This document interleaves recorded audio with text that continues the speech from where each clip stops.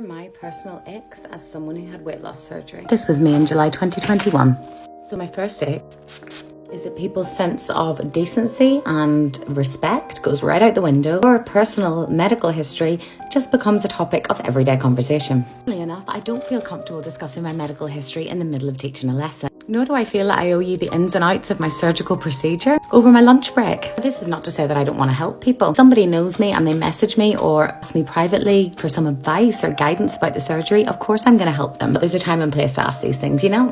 My next ick is the nature of competitiveness within this community. What I mean by that is people posting what I ate in a day and getting dragged for it, or asking in a forum for advice on portion size and control and being told, oh, I could never eat that much. This journey isn't some kind of competition. We all have different backgrounds with food, different issues going into this. Our stories as bariatric patients vary so greatly, we can't compare ourselves to others. Comparison is the thief of joy. So please stop comparing your journey to everyone else. And if you're one of these people who is guilty of replying and saying, I could never eat that, that seems like far too much, oh, I stay away from carbs, please just stop it.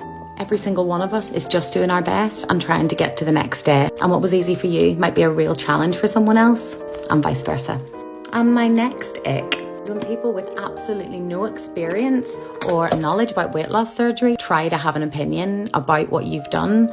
Like when someone says it's the easy way out, for example, and they literally know nothing about weight loss surgery. 100% for people having opinions, and I'm 100% for people disagreeing with me. I want people to disagree with me. This should be a discussion. We shouldn't as a society be getting to a point where people need weight loss surgery, but it's a discussion. It shouldn't be an attack on people who have had weight loss surgery. And my last ick is people asking me, did I not try anything else? Did I not think of diet and exercise? Did I try Slimming More? What about Weight Watchers? What about Atkins?